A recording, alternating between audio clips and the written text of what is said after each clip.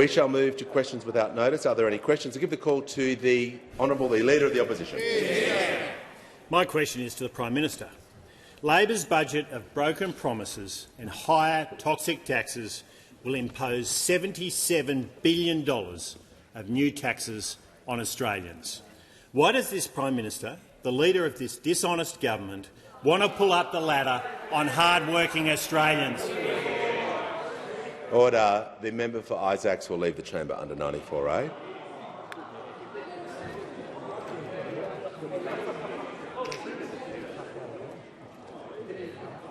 That means leave immediately.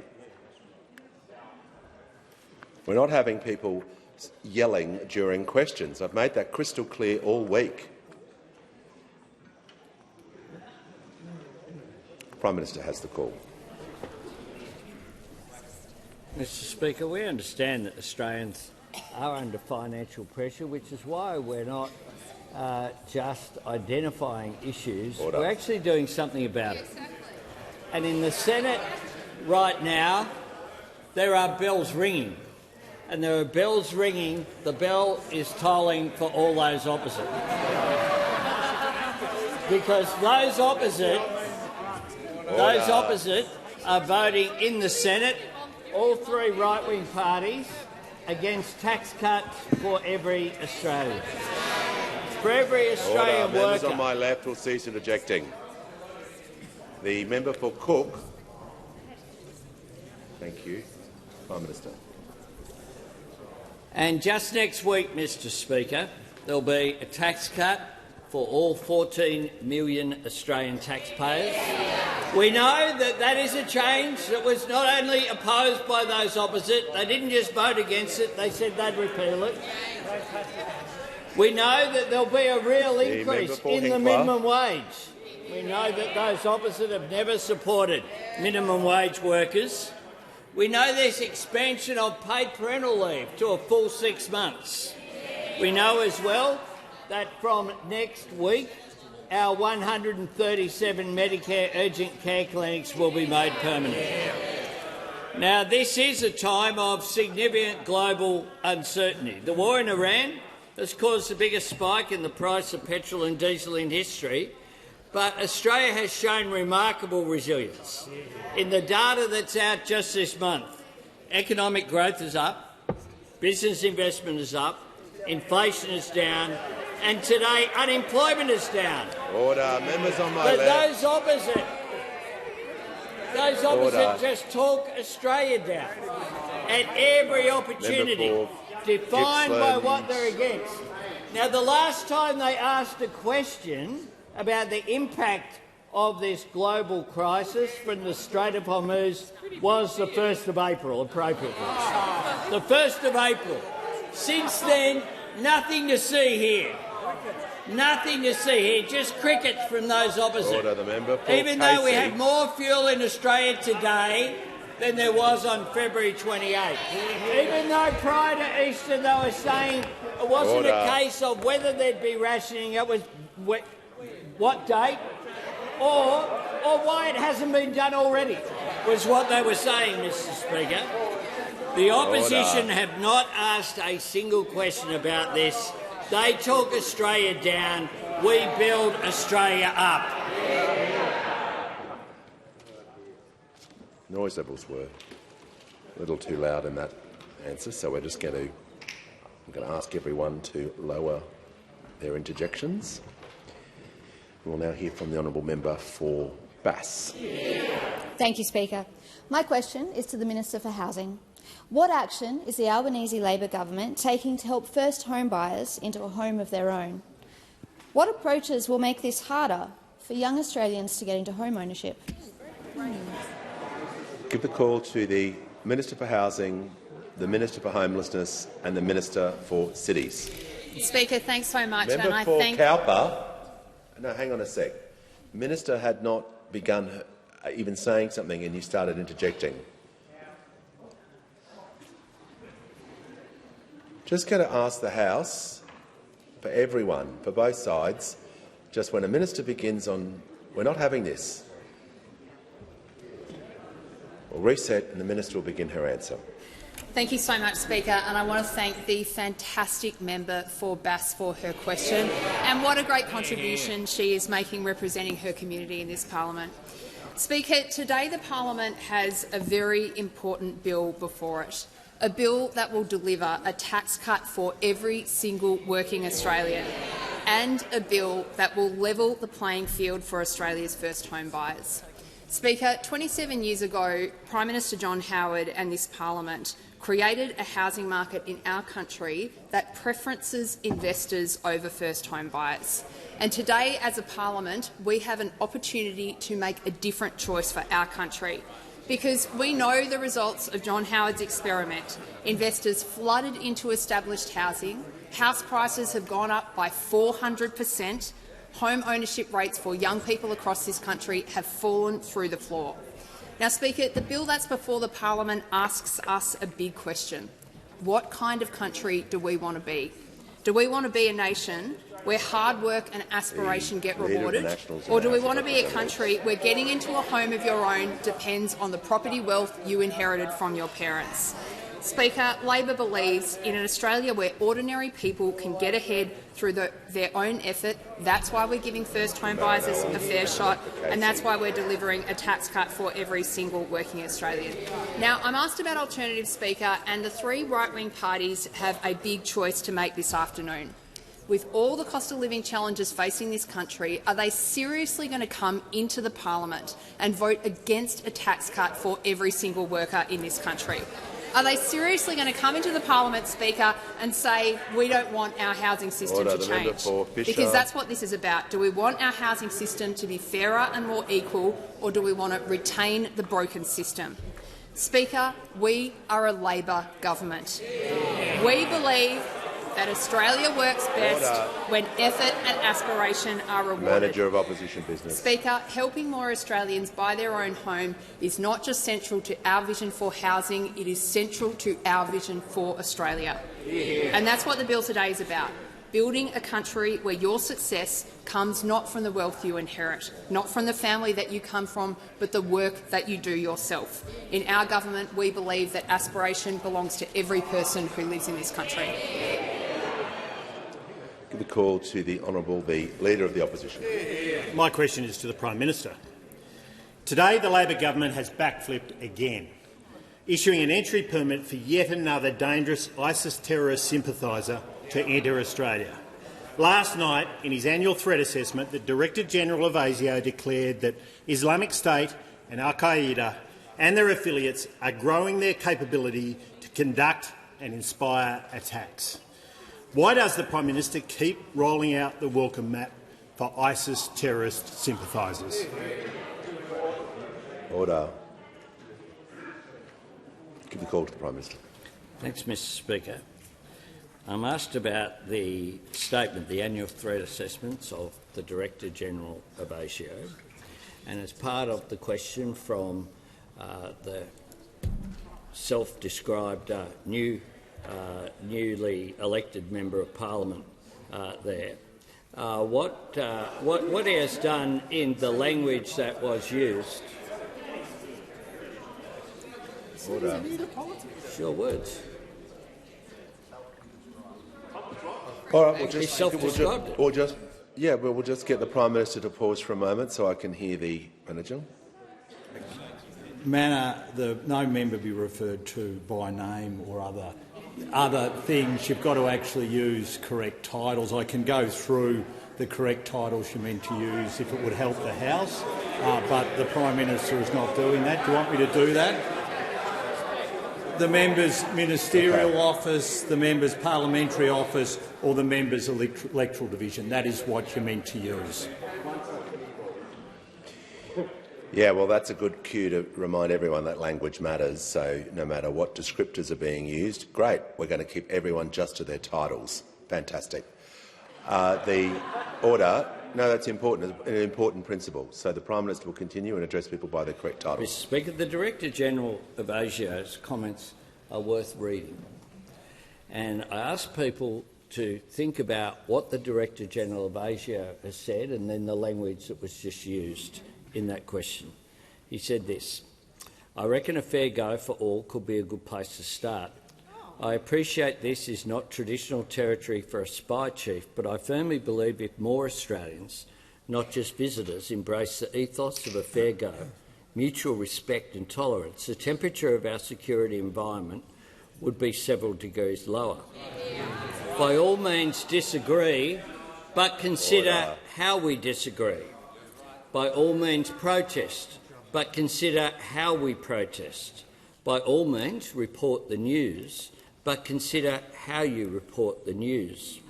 By all means condemn a government or a political party, but consider whether you should condemn a people. Despite the scale of this challenge, Australia is well placed to meet it. Our parliaments are sovereign, our communities are resilient, our economy is growing, and while we may not be perfect, our security and law enforcement agencies are world class. We should not be insecure about our security. We can and should have confidence in our ability to respond. Mr Speaker, the Director-General of Asia has my absolute confidence, and the Director-General of Asia is an extraordinary Australian who...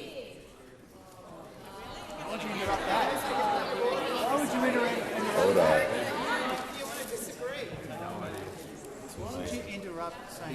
We'll just wait.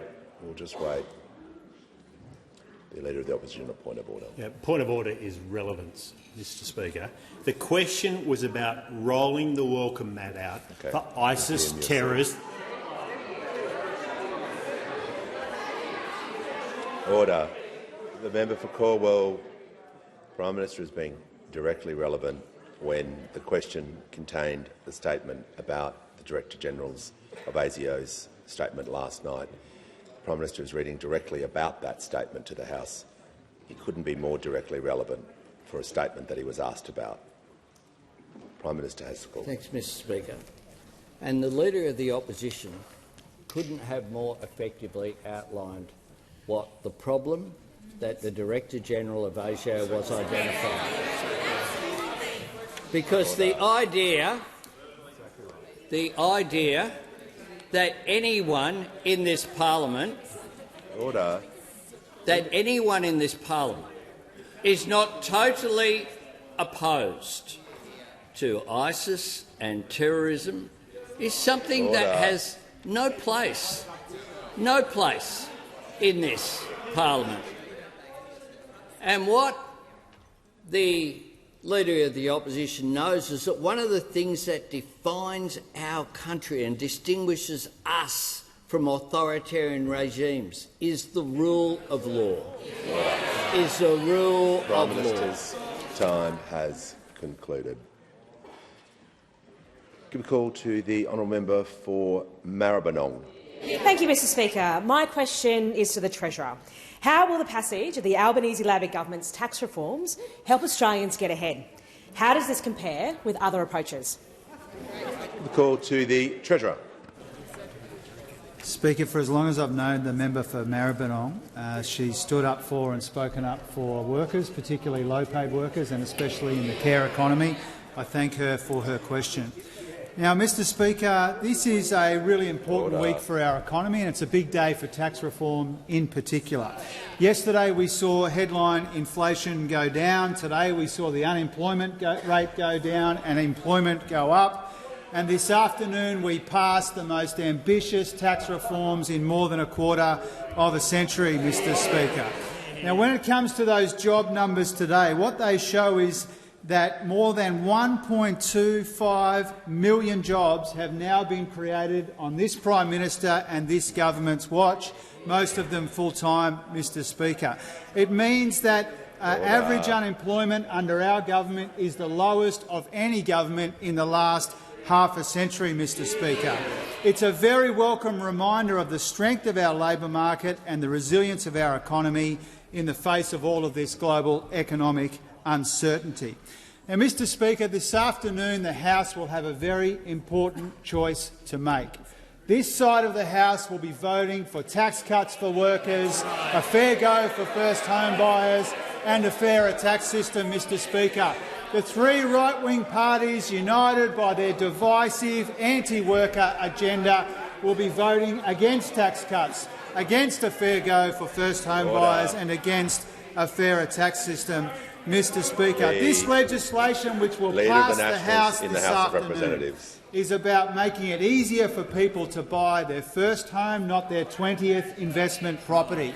It's all about cutting income taxes again and again, Mr Speaker, and it's about making that tax system fairer as well. Now, as important as this week is in our economy, Mr Speaker, next week will be just as important, because on Wednesday next week, more than 14 million Australian taxpayers will get another tax cut from this government.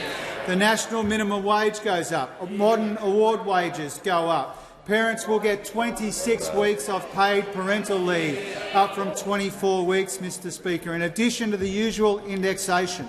We'll also have workers benefit from super being paid at the same time as their salary and their wages. We'll introduce the ban on excessive pricing of groceries, Mr Speaker, and people will start to get the benefit from the instant tax deduction as well, Mr Speaker. So this side of the House, very proud of the tax reforms that will pass the House later today, very proud of our efforts to cut income taxes again, make it easier for first home buyers and make the tax system fairer.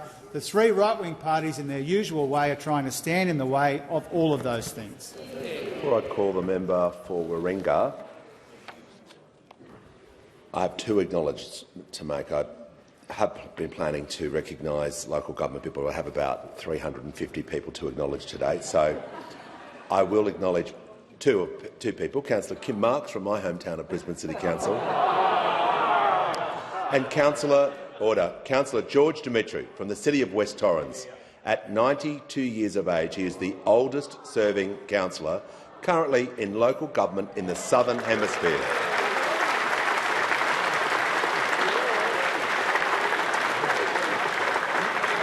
On behalf of all of the local mayors and councillors who are here, thank you for your service and welcome to question time.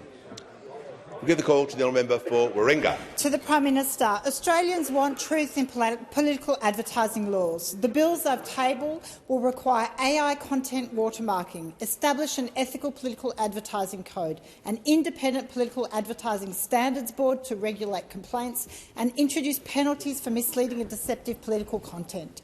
At the 2025 elections, voters saw fake signs, false affiliations, AI content in Goldstein, a politically motivated complaints to the NAC, then used in political advertising to imply wrongdoing. When will the government act to protect our elections?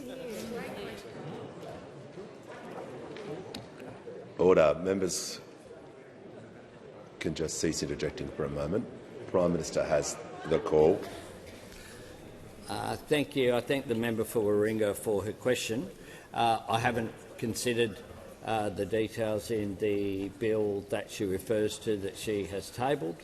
I'm happy to have a look at it, as we're happy to consider any ideas going forward. Certainly the issue of political advertising is very real, and the issue of use of artificial intelligence is something that should be of concern across the parliament. The images which people can see in videos, for example, that have been published recently, showing various members of parliament and ministers when it isn't actually them. But for people who look at it, they can see them, they can hear their voice. And so this has the potential to really change the way that politics operates in this country. Politics does have to operate in a way where there is fairness and where people are able to see things that they know are real. And so we'll examine these things as something when it comes to artificial intelligence in general. Can I assure the member for Warringah that this has been the subject of substantial debates within the government and as well with the private sector and with the bureaucracy. I convened a meeting of half a dozen ministers just this week where across portfolios looking at the challenges that it represents. It represents a real opportunity for growth, and you can't stop these technologies from emerging, which is why we need to make sure that we shape them rather than allow them to shape us in the way that our society operates. But we'll continue to work constructively across the parliament with all those who are prepared to work constructively across the parliament, and that includes the member for Warringah. Get the call to the member for Bullwinkle. Thank you, Speaker. My question is to the Prime Minister. Prime Minister, how is the Albanese Labor government supporting local governments all around Australia to deliver more infrastructure, better services and greater prosperity for other communities that we all represent? The call to the Prime Minister. I thank the member for Bullwinkle for her question, and of course the member for Bullwinkle was a member of Mundaring Council in her local electorate. Order. The House will come to order. Importantly, I don't think she'll be rerunning in the next local government elections, because one job is enough for the member for Bullwinkle. Now, tonight I will have the pleasure of addressing the Australian Local Government Association. Order. Members on my left. It will be as... Order. Members on my left are just interjecting non-stop. I will have to take action if that kind of level of noise continues. It's completely disrespectful. Everyone. House will come to order. The Prime Minister in continuation. At the ALGA conference, I'll be able to talk about the respect that we have for local government, led by Minister McBain. Commonwealth investment in local government is not just growing, it is at a record level. Every dollar invested in local government helps councils deliver the services and the infrastructure that Australians rely on every day. Now, through last month's budget, our government is providing $3.6 billion. Order. The Minister for Infrastructure and the Member for Parks are both now warned. Simply having that conversation while the Prime Minister is speaking, if you wish to do that, please take it outside. Prime Minister in continuation. No more interjections. Thanks, Mr Speaker. We're providing $3.6 billion in untied financial assistance grants. Real money for real priorities. And last Friday we paid 80% of those financial assistance grants ahead of schedule. No, the Prime Minister will pause. I just want... Thank you, Member for Parks. For... Order. If people are warned in an answer, obviously action will be taken, and so it should. Order. Prime Minister in continuation. Prime Minister. When they're finished, Mr Speaker. Order. Prime Minister. Thanks, Mr Speaker. We're fast-tracking last-mile infrastructure funding for housing, part of our $47 billion Homes for Australia plan, $2 billion for the Housing Support Program. We have doubled funding for the Roads to Recovery program to $4.4 billion, a vital program. We've opened new opportunities for infrastructure funding, including the $500 million Active Transport Fund, the $200 million Safer Local Roads and Infrastructure program, and the $750 million Growing Regions and Thriving Suburbs program. In further recognition, as well, we're continuing to engage with local government directly, and I know that the Minister has met with over 50 council representatives just this week. I welcome every delegate who's made the journey to the national capital. I know how deeply you care about your communities. When we work together, we achieve so much more for the people we so proudly represent and serve. I was very proud to be the local government minister in a former government. There's nowhere that's more important in which you can engage with local communities directly than through local government. Call to the honourable member for Goldstein. Thank you, Speaker. My question is to the Minister for Housing. Yesterday, the Minister for Housing revealed Labor's budget of broken promises and higher taxes will see the value of an Australian home collapse by up to 20%. This could see negative equity loans rise to roughly 1 in 20 and leave homeowners owning more than their home is worth, smashing their nest egg.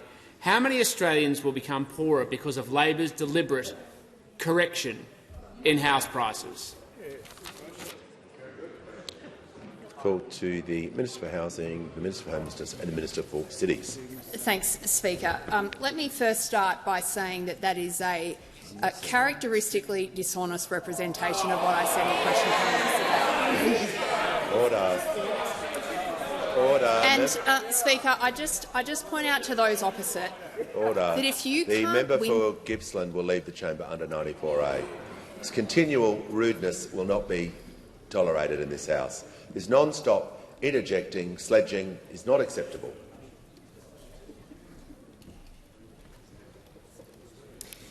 Thank you, Mr Speaker. Minister. And I'd say to those opposite, if you can't win a political debate without misrepresenting the position of the people that you're arguing with, then you don't have a very good argument. That's just a hot tip on how arguments work. Order. The Leader of the Opposition. Order. Everyone's just not going to continue to behave like that. Please, assist the House, show some respect. I want the Minister to return to the question and want the House to hear her answer. Minister. Speaker, I talked to the Parliament yesterday about what has happened to our housing market in this country since John Howard and Peter Costello reshaped our market in favour of investors over first home buyers. So let me take the Parliament through it again. What we saw was investors flooding into the market, purchasing at 80 to 90% existing Australian properties. And the consequences of that are not altogether surprising, Speaker.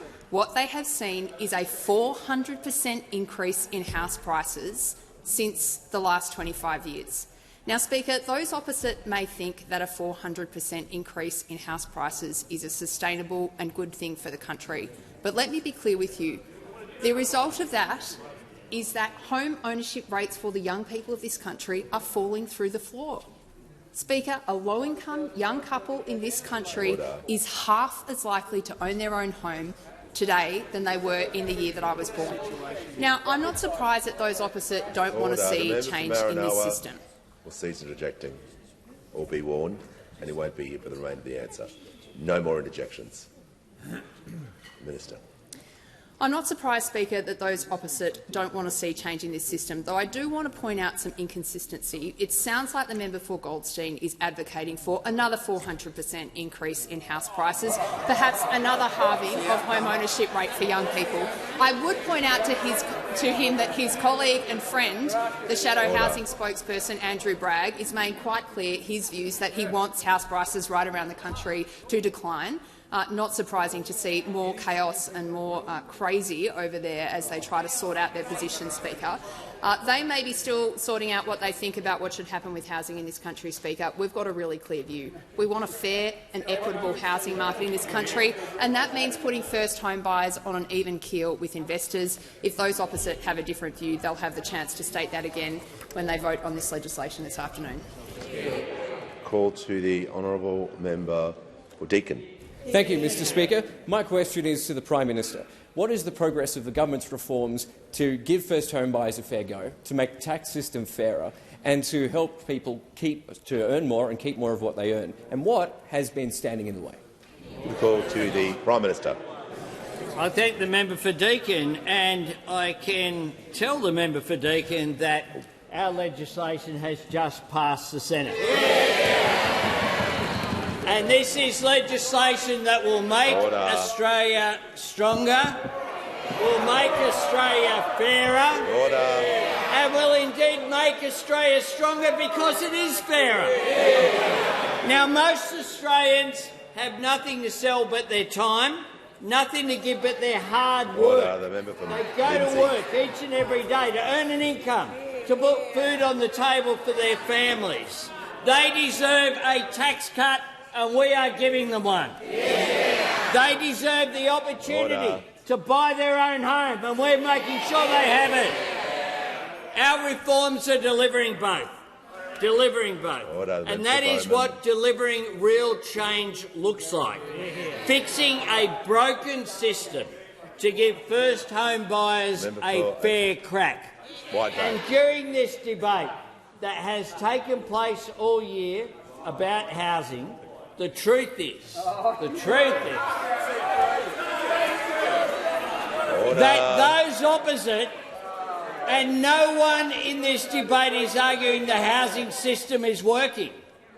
Those opposite, though, say, even though they acknowledge it's not working, don't do anything about it.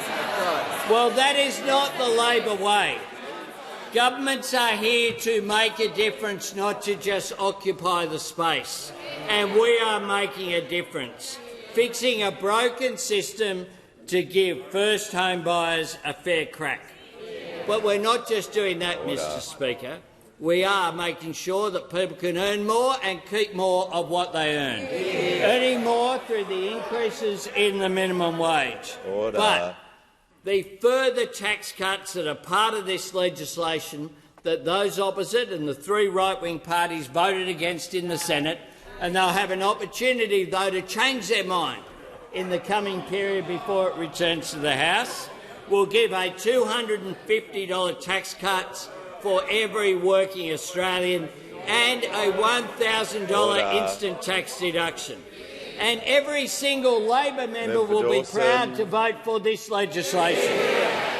Tax cuts for every working Australian, not just some. Backing aspiration for all, not just some.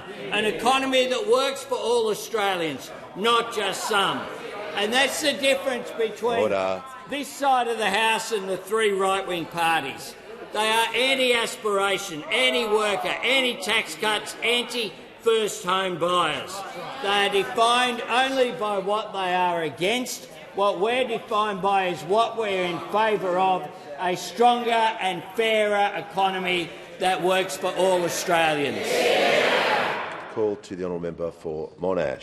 Thank you, Mr Speaker. My question is to the Minister for Housing. Reports say the government is backing down on another toxic tax hidden in Labor's budget of broken promises. Can the minister confirm thousands of Australian women, including widows, divorcees and victims of domestic violence, will be disproportionately impacted by Labor's rushed changes to property taxes due to pass the parliament today? Why won't this government delay this vote to fix this shambles of a budget? Call to the Minister for Housing, the Minister for Homelessness and the Minister for Cities. Thank you so much, Speaker, and I thank the member for Monash for her really important question. And I think she'd be aware that the Minister for Finance has clarified the government's pathway on this in the Senate earlier today. We're aware of these issues and we're working through them in the usual manner, Speaker. We intend to address the arrangements for jointly owned assets in circumstances like inheritance and divorce in subsequent legislation. We'll also ensure that the exemption for income from genuine testamentary trusts applies to the minimum tax on capital gains, Speaker, so the Parliament will have the opportunity to debate and discuss that as the second tranche of legislation comes forward. Thanks. Give a call to the honourable member for Hunter. Thank you, Speaker. My question is to the Minister for Employment and Workplace Relations. How is the Albanese Labor government delivering higher wages and more jobs for working Australians, and what are the biggest threats to this record delivery? We call to the Minister for Health and the Minister for Employment and Workplace Relations. Thank you, Speaker. I'd like to thank the member for Hunter for his question and his ongoing support for workers right across the Hunter. Now, this Labor government is absolutely committed to creating more safe, secure jobs and helping more Australians earn more and keep more of what they earn. And in good news for Aussie workers today, the ABS Jobs data highlights the resilience of Australia's labour market. Jobs are up, unemployment is down, with 40,000 more people in work over the month and the unemployment rate decreasing to 4.4%. And in good news, the total number of Australians in jobs is now over 14.7 million. Not only is this government delivering more jobs, but we're also backing hard-working Australians get the pay that they deserve. This Labor government has backed an increase to the minimum award wage every single year we've been in government. And in case you all have missed it, from next week the minimum award wage earners will be receiving a 4.75% increase, representing a real wage increase for these workers. Of course, and next week, working Australians will also get paid super when they get paid their wages. This is about ensuring workers do not miss out on their important superannuation entitlements. From next week, hard-working Australians will be getting a tax cut, with more to come with the legislation now passing the Senate. And from next week, eligible working families will be able to access up to 26 weeks of paid parental leave delivered by this Labor government. These changes are all part of Labor's commitment to ensure Australians earn more and keep more of what they earn and, of course, retire with more as well. Now, Speaker, I'm asked about the biggest risk to our record of delivering for workers. Well, it comes as no surprise. No surprise. Order. It's not even a surprise to those on the other side that the biggest risk to jobs and wages for everyday Aussies is the three right-wing parties on the other side. The Liberals, the Nationals and One Nation have consistently opposed cost of living relief for hard-working Australians. They failed to back an increase to the minimum wage, and they tried to block those tax cuts for hard-working Australians. While our government is working to deliver more jobs, One Nation and the Liberals have made it no secret they want to make it easier for bosses to sack workers. Well, it's only this Labor government that can be trusted to be on the side of Aussie workers. The call to the honourable member for Lyne. My question is to the Treasurer. Yesterday, the Treasurer was asked about his plan to force thousands of widows and divorcees to pay more tax by removing their access to grandfathering for capital gains tax and negative gearing. He said, quote, "The arrangements as you describe them are consistent with the way that the acquisition rules apply in the current CGT arrangements." This morning, the Prime Minister had to step in again and dump the Treasurer's plan. How many more humiliating backdowns will it take for the Treasurer to admit his budget is a failure? The call to the Treasurer. I'll tell you what's humiliating, Mr Speaker, the Shadow Treasurer's inability to ask me a question himself. Order. Now, Mr Speaker, as I thank the honourable member for her question. As we said yesterday, the arrangements are consistent with treatment elsewhere in the tax system. But when we were asked about this yesterday, we did take particular care around our response because we were still considering the amendments that were being circulated in the Senate throughout the day. And that's why we provided the answer that we did at the time. We are and we have been, as the Housing Minister and the Finance Minister earlier today has said, we've been aware of these issues. We are working through them in the usual way. We do intend to address the arrangements for jointly owned assets in subsequent legislation. We'll also ensure that the exemption for income from genuine testamentary trusts applies to the minimum tax on capital gains as well, so that they work appropriately together. Now, we've made it clear on a number of occasions, Mr Speaker, and I think those opposite know this, that it's not unusual at all for big tax packages, reform packages, to be legislated with multiple pieces of legislation. The Howard government did it with the GST. The Howard government did it when they made this mistake on capital gains tax discount in 1999, something like 30 pieces of legislation on both occasions. So it's not unusual for there to be consultation. It's not unusual for there to be multiple pieces of legislation, and that's what we are doing in this instance, Mr Speaker. And I can hear the interjections from those opposite, and I think everybody here and everybody watching at home and in the galleries as well knows what's really happening here. They are trying to distract from the fact that when the bills come back down from the Senate, that they will vote against tax cuts for workers and a fair go for first home buyers, Mr Speaker. and that's what they're trying to obscure. They're desperately hoping that nobody notices that the three right-wing parties and their divisive anti-worker agenda will see them vote against tax cuts once again. The Treasurer will pause. The Manager on a point of order. Yes, thanks, Speaker. Relevance. The question was about the humiliating back down that you're now making. It wasn't about this. Yes, the Manager is correct. He wasn't asked about the opposition or their positions.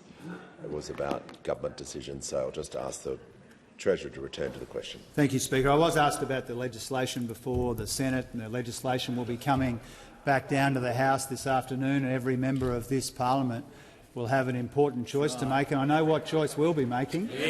We'll be voting to support workers and first home buyers and future generations, Mr Speaker. That's who we will be supporting. Now, when this legislation comes down and when it passes this House, Mr Speaker, it will demonstrate this above all else. This tax reform bill passing the House today is a win for workers. It's a win for first home buyers, it's a win for future generations, and that's why we'll be voting for it. Call to the honourable member for order. The call to the honourable member for Sturt. Thank you, Speaker. My question is to the Minister for Health.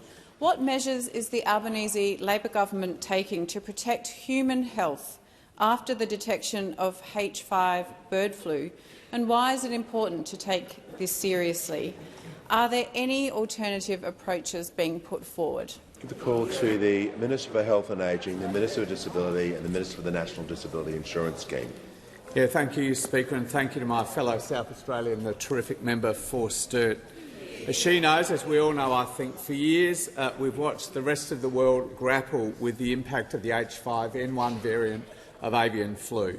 Over those 5 years, it's hit every continent except ours, devastating wildlife and upending industries like poultry and cattle, in particular, in almost every other country on the planet. And as the Minister for Agriculture, who is responsible for the nation's biosecurity, has already told the parliament, it's now been detected here, Mr Speaker, as we knew inevitably it would be at some point. Now, the numbers are still small and the cases are still confined to migratory birds, but we know from bitter experience overseas just how serious the risks are here. And that's why we've been working so hard over recent years across portfolios led by agriculture, but including environment and obviously health through the CDC, to make sure that we are as prepared as we possibly can be. Also working obviously with states who have a very important role here as well. Now, opposition members who've also been watching this unfold across the world have recognised that work and they've offered their support. The Deputy Nationals Leader, who's not here right now, the member for Maranoa, a number of others as well, and we thank them for that because they know how serious this could get. But, Mr Speaker, not everyone has been quite so constructive. The Liberal Senator, Senator Antic, last night, remarkably even for him, described the H5N1 avian flu, and I quote, as spin from pharmaceutical companies, all designed, in his view, to push people into getting a flu shot this winter. All another vast conspiracy, managing in one speech, Mr Speaker, not only just to spread dangerous ideas about vaccination, but also to minimise and even mock this variant of avian flu and the risk we know it poses to some incredibly important industries in this country. Now, if you don't watch Senate Estimates After Dark, you might not know who Senator Antic is, but he is one of the most influential members in the opposition, certainly the most influential member in the South Australian Liberal Party. He helped gather the numbers for this guy to roll the former member for Farrer. He's the Leader of the Opposition's hand-picked candidate to become President of the South Australian Liberal Party, a nice sidekick to Tony Abbott, Mr Speaker. And maybe that's why, in the 24 hours since he gave that speech, we've heard nothing from the Leader of the Opposition. Absolutely nothing. Just showing again, as we've seen in this debate about multiculturalism, this man lacks the spine for difficult decisions and real leadership. give the call to the member for Ryan. Thank you, Speaker. My question's to the Prime Minister. A minimum 25% tax on gas exports has proven to be one of the most popular policies with the Australian public. Despite this, you've chosen to listen to the gas industry over everyday Australians. Will you listen to the people and hold a national plebiscite for a gas tax? Call to the Prime Minister. Thank you, Mr Speaker. The member for Ryan suggests that from some of the campaign which has been had publicly, that somehow gas companies or other companies in the resources sector don't pay tax, and that there's no company tax, there's no resource tax, the PRRT does not exist and will not grow in the future. It also ignores the work that we've done in two areas. The work that we've done on the gas reservation of 20% of exports, which is very important. In Western Australia, the former WA Labor government brought in a gas reservation that has served the people of WA well. But on the East Coast, that has not happened. That has been inadequate from governments of all persuasions in dealing with this challenge. We're dealing with it. We're getting it done. We're consulting with industries to make sure that it happens. The other thing that we've done, and the unspoken suggestion from some as part of this campaign, is that we should just tear up contracts that are made with our trading partners. And if the member says no, that that's not the case, then I welcome the fact that they are saying that. But in the public campaign, that's certainly not a part of it. Exactly. And the truth is that in recent times, one of the things that we have been able to rely upon is that we are a reliable trading partner. Yeah. So, in spite of the fact that some said that I shouldn't go to Singapore and Brunei and Malaysia, that we shouldn't engage with China and Japan and the Republic of Korea to make sure that our supplies of diesel and petrol and aviation fuel was here. We have in part been able to achieve the outstanding outcomes that we have through Export Finance Australia, through the work with our trading partners, because we are a reliable trading partner and we do honour contracts and will continue to do that. Call to the honourable member for Robertson. Thank you, Mr Speaker, and my question is to the Minister for Home Affairs. Can the Minister update the House on the national threat assessment provided last night by the Director-General of ASIO, and what role do we all play in helping to keep Australians safe? Call to the Leader of the House. Thanks very much, Mr Speaker. And I thank the member for Robertson and acknowledge the significant role that he plays on the PJCIS, the Intelligence Committee, and acknowledge the members on both sides of the House for the role that is responsibly played by members of that committee in dealing with national security. As the Director-General made clear last night, our threat alert level remains at probable, but the level above probable of expected can only be reached when there is very specific intelligence about an immediate attack, and we are not in that situation. Therefore, the Director-General wanted to make the point very clearly to everyone: we should not presume that because the threat alert level remains at probable that we are at the same spot as to where we were when it was first put at that level a couple of years ago. We are not. He predicted in his last year's speech that the threat dynamic by 2030 would be more dynamic, more diverse and degraded. Only 12 months later, he said what he had predicted would be the case by 2030. We are already there. Global tensions, new technology and the temperature of debate in the country have all contributed to a heightened security situation for Australia. He highlighted in particular, while all forms of bigotry have the capacity to lead to violence, the fact that with anti-Semitism, almost every violent group comes together on this, whether it is ISIS-inspired groups, whether it is neo-Nazis or whether it is conspiracy theorists. But he also highlighted that direct traditional forms of terrorism are not the only threats that we deal with. something that we would regard all objectively as a terrorist act with the burning at the Adass Israel synagogue, was not what traditionally had been the operating method. We know now that it was directed by Iran in an act of foreign interference, using organised crime, combining communal violence and politically motivated violence into an act of state-sponsored terrorism. There are multiple forms of bigotry and every one of them can lead to violence. The Director-General referred to some alone, where in December we had the horrific anti-Semitic terrorist attack at Bondi.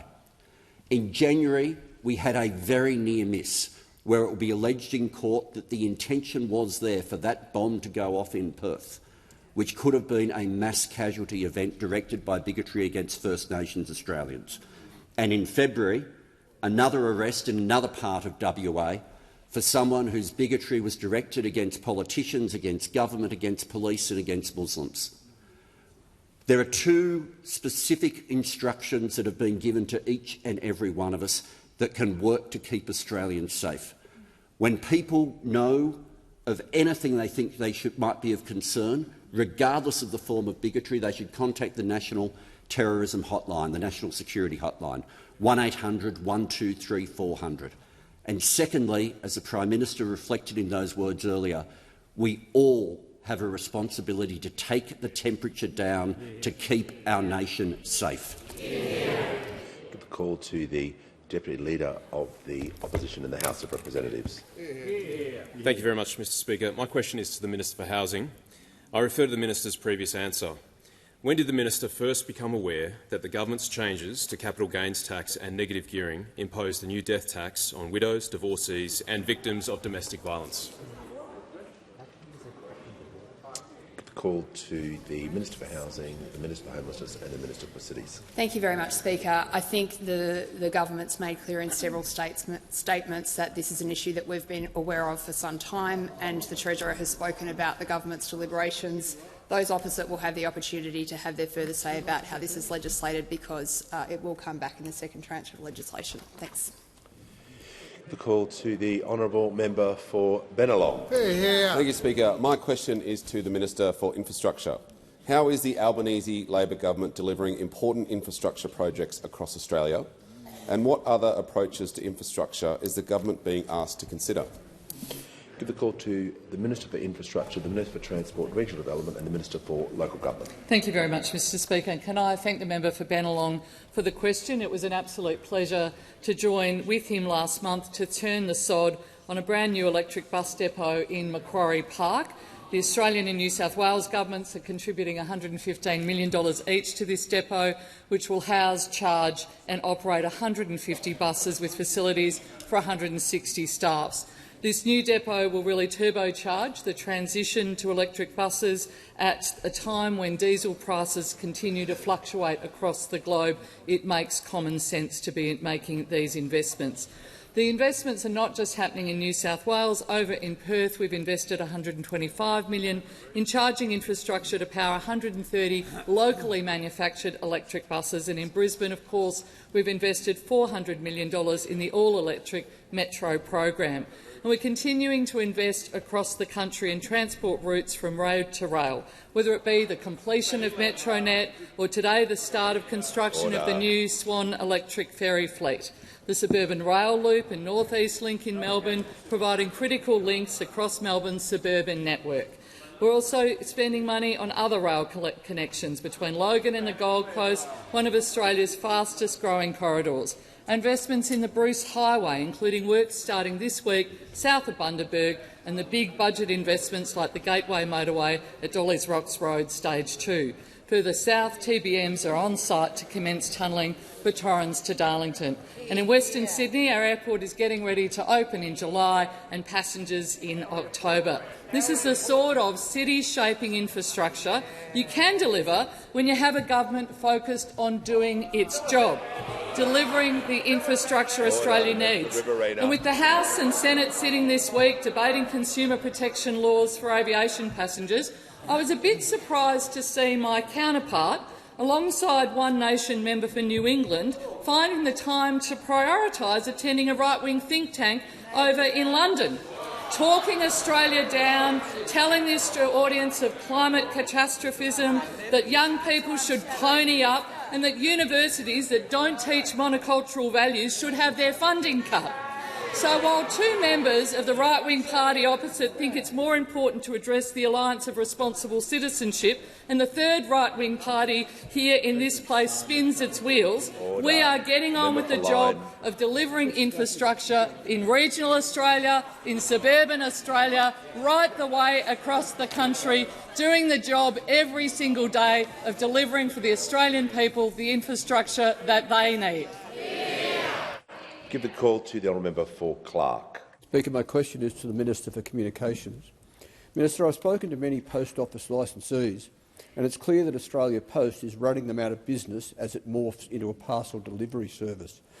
This gels with the move away from perpetual licences and the revelation that the board supports reactivating licence buybacks. It also puts the recent closure of the West Hobart LPO in a very different light. Minister, this will have severe impacts on communities. Will you stop it? Call to the Minister for Communications and the Minister for Sport.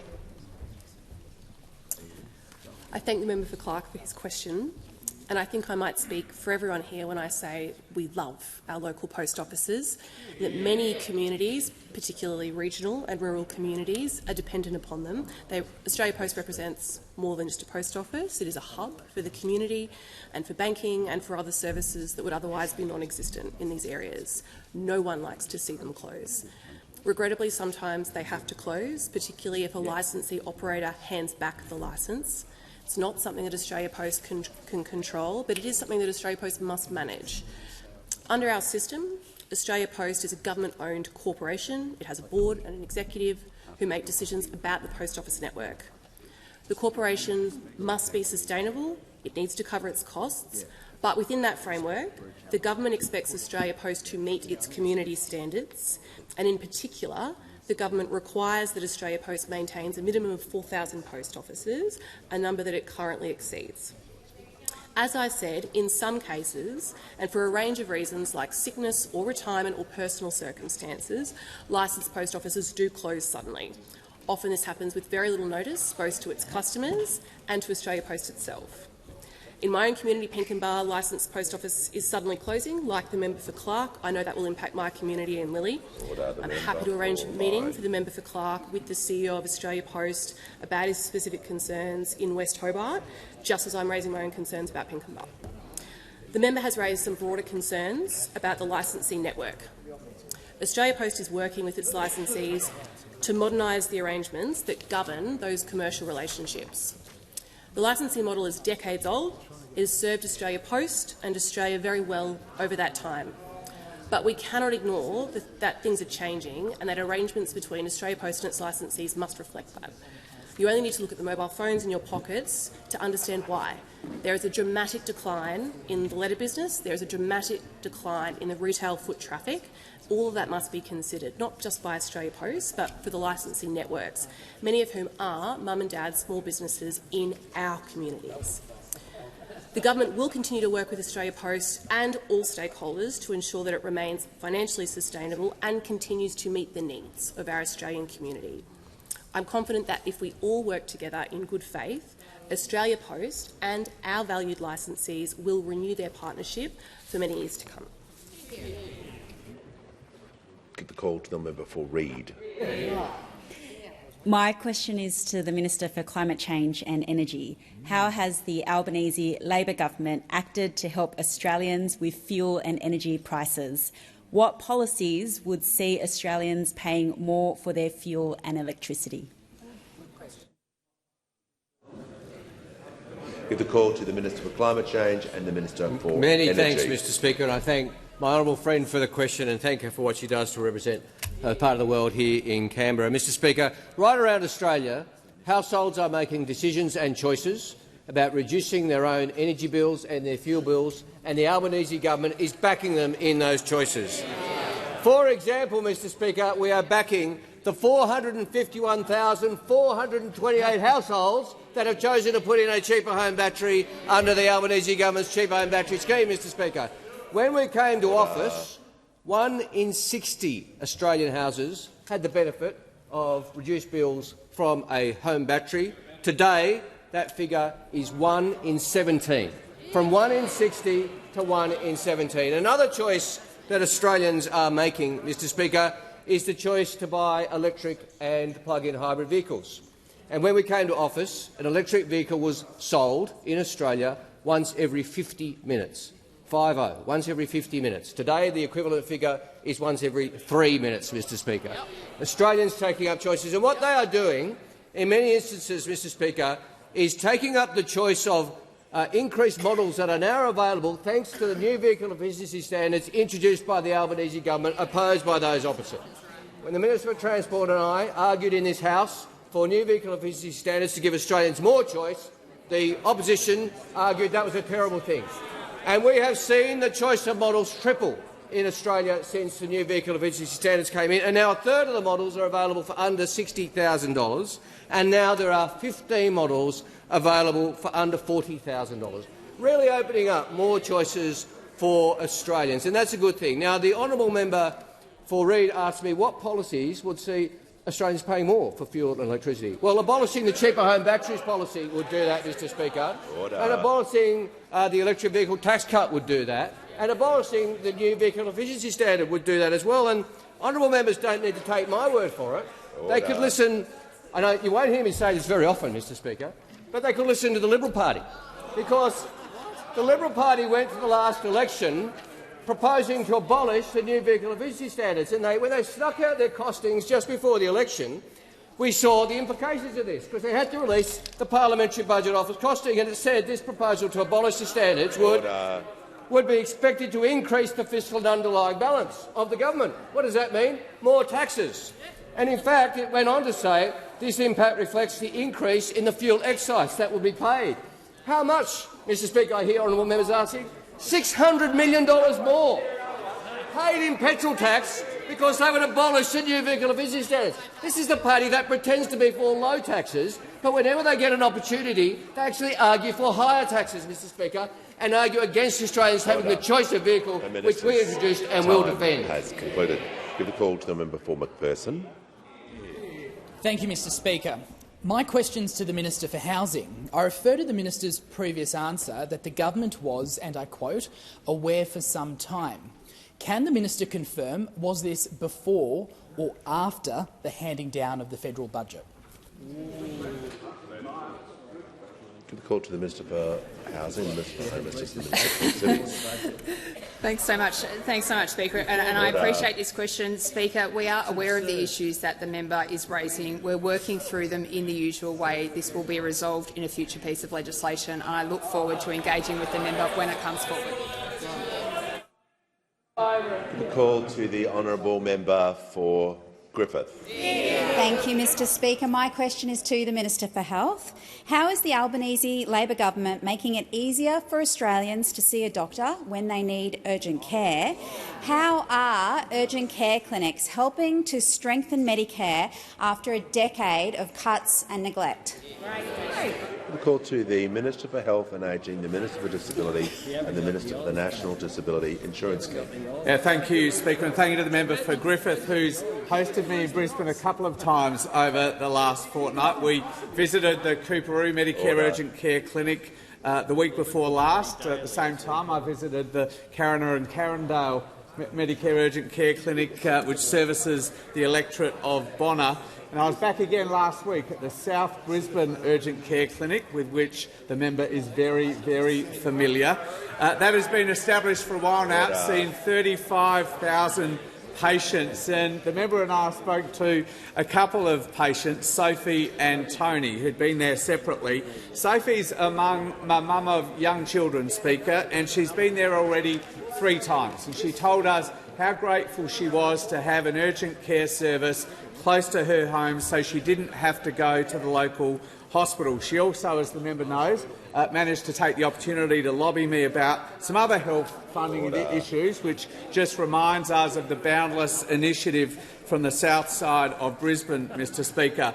But I'm also pleased to report that last week the Caloundra Urgent Care Clinic opened in the electorate of Fisher. I see the member for Fisher nodding. I think he's saying thank you. I can't quite hear him. It is number 137, Mr Speaker, and the last of the clinics we committed to over the last two elections. In 2022, we promised 50 urgent care clinics and we delivered 87, Mr Speaker. And last year we promised another 50 and we've delivered every single one of them by the end of June 26, as we said we would. Delivered every single one of them. They're all open, they're all operating 7 days a week, extended hours, and importantly, Mr Speaker, they're fully bulk billed. I've already seen more than 3.2 million patients, Mr Speaker, and now the network is up and fully operating. They'll see about 45,000 people every week, or more than 2.2 million patients every single year, getting high-quality urgent care in their community, completely free of charge. Now 4 in 5 Australians live within a 20-minute drive of a Medicare urgent care clinic. And importantly, Mr Speaker, really importantly, around half of those patients say they otherwise would have gone to a busy emergency department. So we're also taking pressure off our public hospital systems. Mr Speaker, from the time the Prime Minister and I first announced this new urgent care clinic model has been a central part of our plan to strengthen Medicare, delivering more doctors, delivering more bulk billing, delivering cheaper medicines and delivering urgent care clinics so we can build a healthier Australia. Call to the honourable member for Wentworth. My question is to the Prime Minister. Last night, ASIO Chief Mike Burgess said social media was, and I quote, promoting discord and inflammatory rhetoric, exacerbating polarisation and creating a permissive environment for violence. My community has experienced that violence directly at Bondi and in the anti-Semitic online hate directed at the Jewish community. Social media algorithms feed extremism and polarisation. Will the government make algorithms opt out on social media as part of its duty of care bill to protect our community from online extremism? Call to the Prime Minister. I thank the member for Wentworth for her very important question. And the speech of the Director-General of ASIO was a very important contribution to the nation's safety and security. We think about safety and security as being about our defence forces. We think about it being the acts of terrorism that we saw with the anti-Semitic attack at Bondi Beach. But it can also be our safety and security can occur tragically, as we know, in the bedroom of one of the children around Australia, where the parents are not conscious about what they are having access to.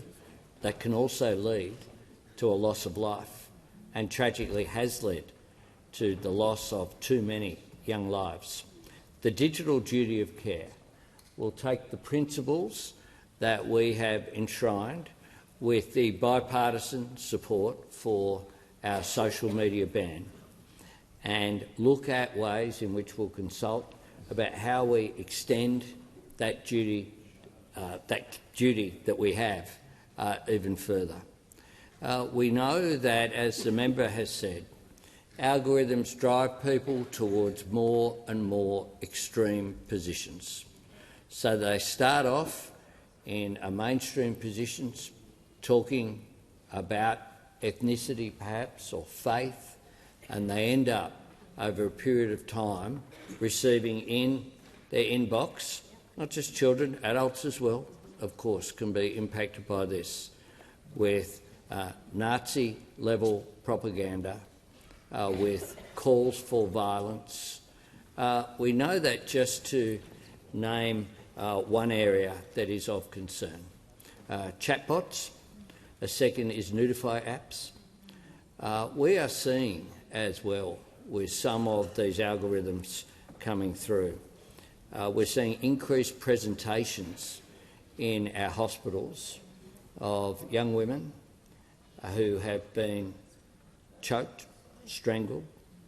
We see anal tearing growing at an extraordinary, horrific rate because what too many young men are seeing online is normalising behaviour that is anything but normal. And we need to be really conscious as a society about this. We need to be conscious as a parliament about this. We need to be courageous about this. I think one of this parliament's finest moments was the social media ban. And that came primarily not from this parliament. That came from parents who'd lost their children and who took those personal tragedies and determined that they would make a difference for others, so others didn't have to go through that traumatic experience. So this is something that is not simple. It's something that we've worked with. We've increased the funding for the eSafety Commissioner by 4 times. We've introduced fines of $49.5 million to be available for breaches of the social media ban aimed at young people.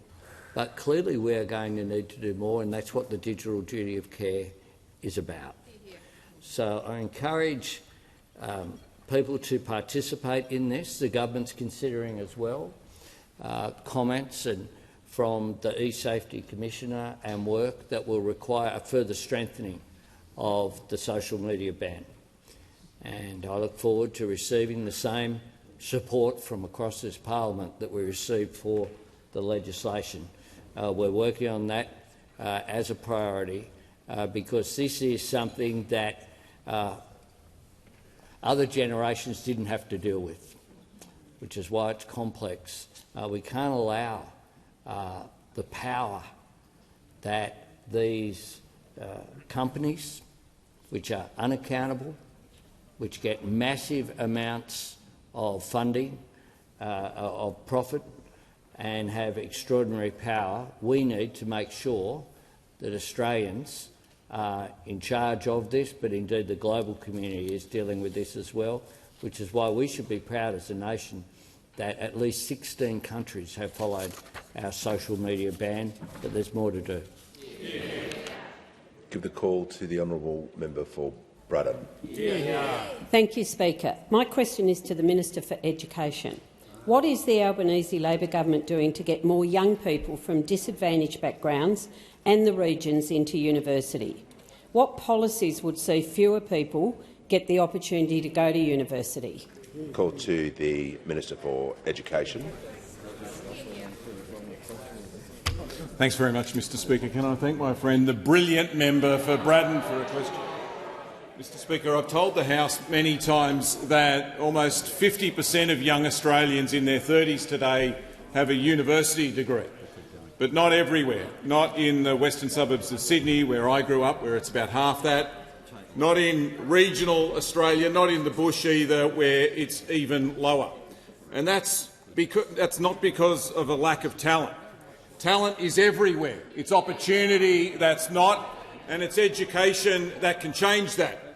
That's why the reforms we're implementing to fix the funding of our schools is so important, and tying that to reform to help more kids finish high school and then go on to TAFE or to university.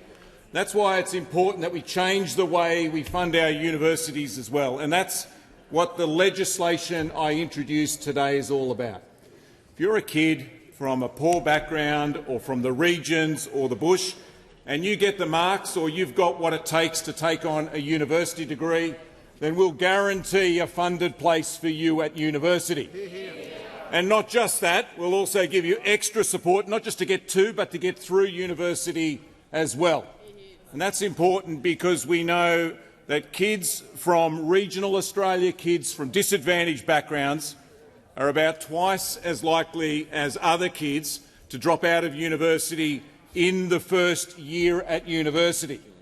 Now, what does this mean in practice? If you're a kid from a disadvantaged background, you're growing up in Albury, Wodonga or Dubbo or Wagga or Burnie or Bendigo or Rockhampton, Cairns, Townsville.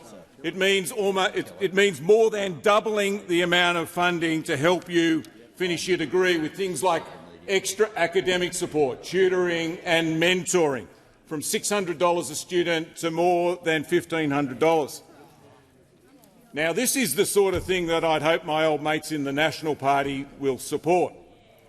But it's too late, because the Liberal Party have already told us that they're against it. And not just that, we've had a National Party senator just make a speech in London, of all places, saying that she thinks we should break Australian universities. So we want to open the doors of our universities to more kids from the bush and the regions. They want to stop them getting more funding to get through university, or want to break universities. What is going on here?